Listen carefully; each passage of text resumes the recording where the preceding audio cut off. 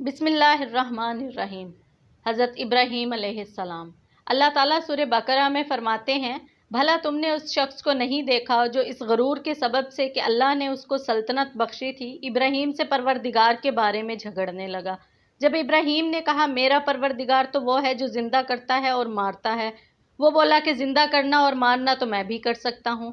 ابراہیم نے کہا اللہ تو سورج کو مشرق سے نکالتا ہے تو اسے مغرب سے نکال دے۔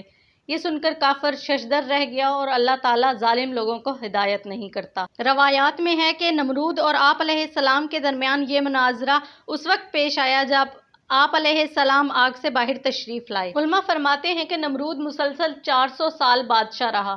اس نے سرکشی، ظلم اور تکبر کا راستہ اختیار کیا اور آخرت کی بجائے دنیا کا حصول پیش نظر رکھا۔ جب اسے حضرت ابراہیم علیہ السلام نے اللہ وحدہ لا شریک کی عبادت کی دعوت دی تو اس نے جہالت اور گمراہی کی وجہ سے خالق کا انکار کر دیا۔ چنانچہ حضرت ابراہیم علیہ السلام سے اس کا مناظرہ ہوا۔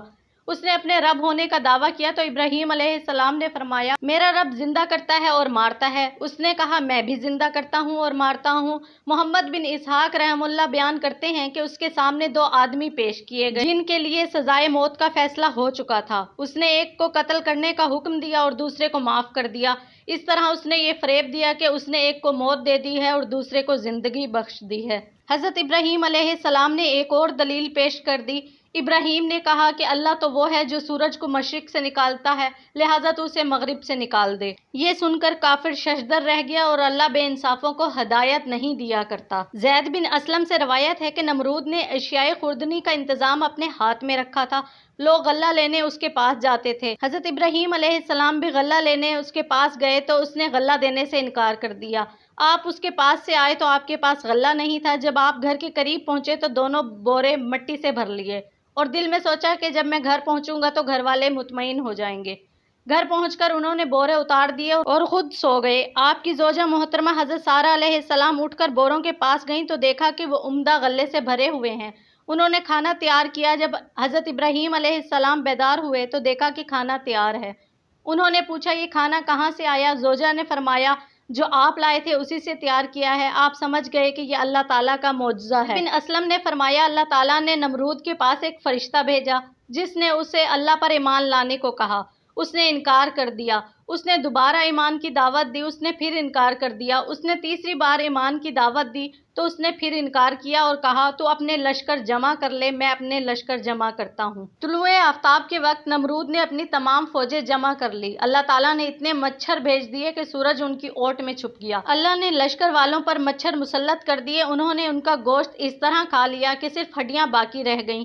ایک مچھر بادشاہ کی ناک میں داخل ہو گیا۔ اللہ نے اس کے ذریعے سے اسے 400 سال عذاب میں مبتلا رکھا۔ چنانچہ اس کے سر پر ہتھوڑے مارے جاتے تھے حتیٰ کہ وہ اللہ کے حکم سے ہلاک ہو گیا۔ حضرت ابراہیم علیہ السلام نے جب قوم کی ہٹ درمی، انکار اور کفر پر اصرار دیکھا تو نا امید ہو کر ہجرت کا ارادہ فرما لیا۔ اللہ تعالیٰ سورہ عنکبوت میں فرماتے ہیں پس ان پر ایک لوط ایمان لائے اور ابراہیم کہنے لگے کہ میں اپنے پروردگار کی طرف ہجرت کرنے والا ہوں، بے شک وہ غالب حکمت والا ہے۔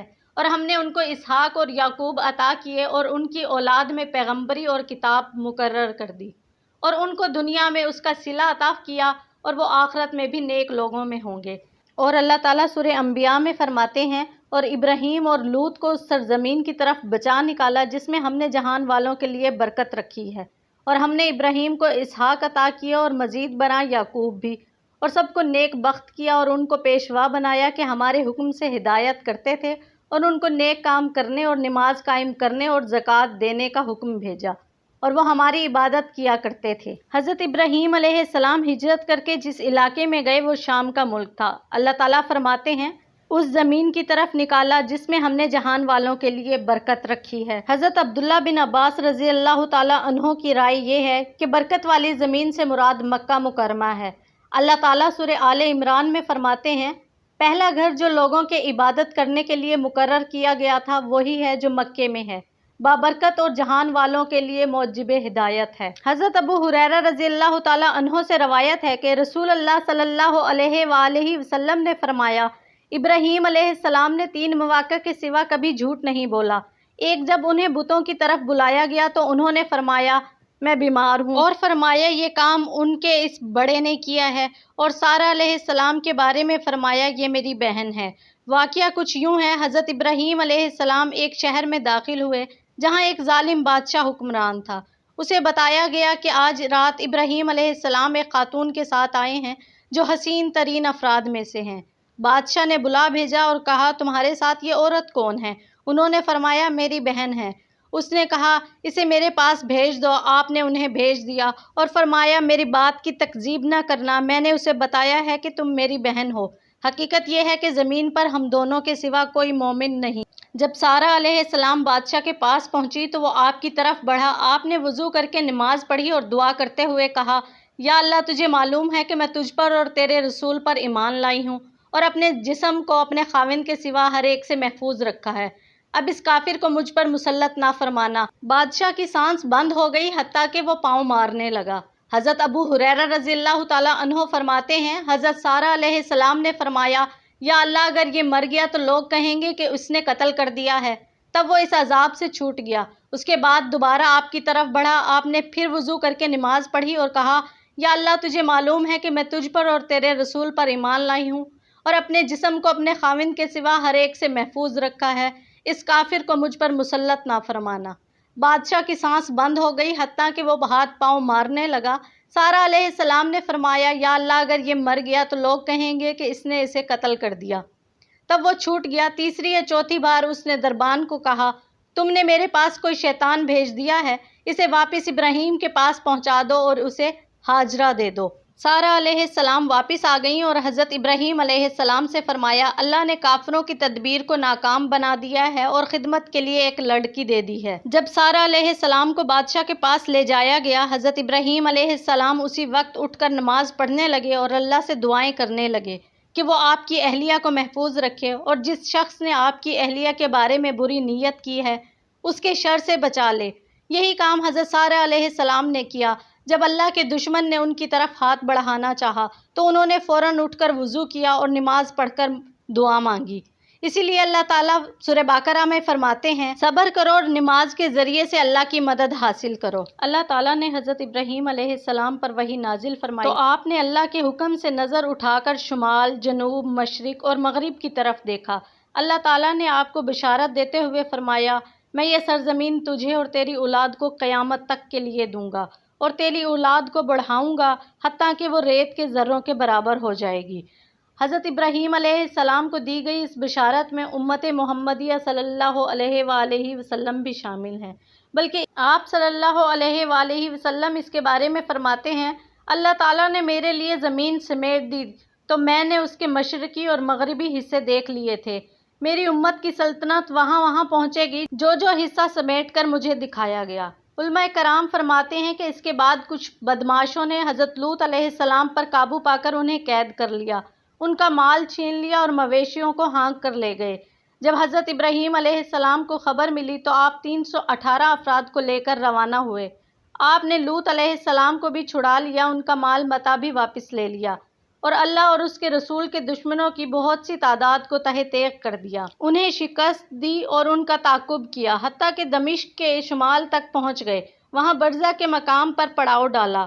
اس جگہ کو مقام ابراہیم اسی لیے کہا جاتا ہے کہ وہاں ابراہیم علیہ السلام کے لشکر نے پڑاؤ ڈالا تھا۔ پھر فاتحانہ طور پر آپ اپنے علاقے میں تشریف لے گئے۔ بیت المقدس کے بادشاہوں نے بڑے احترام کے ساتھ آپ کا استقبال کیا اور آپ کی اطاعت قبول کی اور آپ اپنے وطن میں اقامت پذیر ہو گئے۔ اہل کتاب کے مطابق حضرت سارہ علیہ السلام نے ابراہیم علیہ السلام سے کہا رب نے مجھے اولاد سے محروم رکھا ہے، آپ میری لونڈی کے پاس جائیں، شاید اللہ تعالیٰ آپ کو اس سے اولاد عطا فرما دے۔ جب انہوں نے ابراہیم علیہ السلام کو وہ دے دیں تو ابراہیم علیہ السلام ان کے پاس گئے اور وہ امید سے ہو گئیں۔ اہل کتاب کہتے ہیں کہ جب وہ امید سے ہوئی تو اپنی مالکہ کو حقیر جاننے لگیں۔ حضرت سارہ علیہ السلام کو غیرت آئی اور انہوں نے ابراہیم علیہ السلام سے شکایت کی۔ انہوں نے فرمایا تم جو چاہو کرو۔ حضرت ہاجرہ علیہ السلام خوف زدہ ہو گئیں اور وہ بھاگ کر ایک چشمہ کے پاس چلی گئیں۔ انہیں ایک فرشتہ ملا، اس نے کہا خوف نہ کر، تیرے ہاں جو بیٹا پیدا ہونے والا ہے اللہ تعالیٰ اس سے بہت خیر و برکت عطا فرمائے گا۔ اس نے انہیں واپس جانے کا حکم دیا اور خوشخبری دی کہ ان کے ہاں جو بیٹا پیدا ہوگا وہ اس کا نام اسماعیل رکھیں۔ جب حضرت ہاجرہ علیہ السلام واپس آئیں تو ان کے ہاں اسماعیل علیہ السلام پیدا ہوئے۔ کہتے ہیں کہ جب اسماعیل علیہ السلام پیدا ہوئے اس وقت حضرت ابراہیم علیہ السلام کی عمر 86 سال تھی۔ حضرت اسماعیل علیہ السلام اپنے بھائی اسحاق علیہ السلام 13 سال پہلے پیدا ہوئے۔ جب اسماعیل علیہ السلام پیدا ہوئے تو اللہ تعالیٰ نے حضرت ابراہیم علیہ السلام کو وحی کے ذریعے خوشخبری دی کہ حضرت سارہ علیہ السلام سے اسحاق پیدا ہوں گے۔ آپ نے اللہ کو سجدہ کیا۔ اللہ تعالیٰ نے فرمایا، میں نے اسماعیل علیہ السلام کے بارے میں تیری دعا قبول کی، میں اسے برکت دوں گا، کثرت عطا فرماؤں گا اور بہت زیادہ بڑھاؤں گا۔ اس سے 12 سردار پیدا ہوں گے اور میں اسے ایک بڑی قوم کا سردار بناؤں گا۔ حضرت جابر رضی اللہ تعالیٰ عنہ نے نبی صلی اللہ علیہ وآلہ وسلم سے روایت کی ہے کہ آپ نے فرمایا 12 امیر ہوں گے۔ پھر نبی صلی اللہ علیہ وآلہ وسلم نے ایک جملہ فرمایا جو میں سمجھ نہ سکا۔ میں نے اپنے والد سے پوچھا کہ نبی صلی اللہ علیہ وآلہ وسلم نے کیا فرمایا ہے؟ انہوں نے کہا، آپ صلی اللہ علیہ وآلہ وسلم نے فرمایا ہے وہ سب قریش میں سے ہوں گے۔ صحیح مسلم کی ایک روایت میں ہے، یہ کام دین کا سلسلہ قائم رہے گا، اور دوسری میں ہے غالب رہے گا، حتیٰ کہ 12 خلفاء ہوں گے، وہ سب قریش میں سے ہوں گے۔ جب ہاجرہ علیہ السلام کے ہاں اسماعیل علیہ السلام کی ولادت ہوئی تو سارہ علیہ السلام نے حضرت ابراہیم علیہ السلام سے مطالبہ کیا کہ انہیں ان کے سامنے نہ رکھیں۔ حضرت ابراہیم علیہ السلام انہیں اور ان کے بیٹے کو لے کر چلے، حتیٰ کہ انہیں وہاں ٹھہرا دیا جہاں آج کل مکہ مکرمہ ہے۔ اسماعیل علیہ السلام اس وقت دودھ پیتے بچے تھے۔ جب ابراہیم علیہ السلام انہیں وہاں چھوڑ کر پلٹے تو حضرت ہاجرہ علیہ السلام اٹھ کر ان کا دامن پکڑ لیا اور بولیں، ابراہیم آپ ہمیں اس جگہ چھوڑ کر کہاں جا رہے ہیں؟ ہمارے پاس تو ضرورت کی اشیاء بھی نہیں۔ جب بار بار سوال کرنے پر بھی جواب نہ ملا تو انہوں نے کہا، کیا آپ کو اللہ نے یہ حکم دیا ہے؟ فرمایا، ہاں۔ تب انہوں نے کہا، اگر یہ بات ہے تو وہ ہمیں ہلاک نہیں ہونے دے گا۔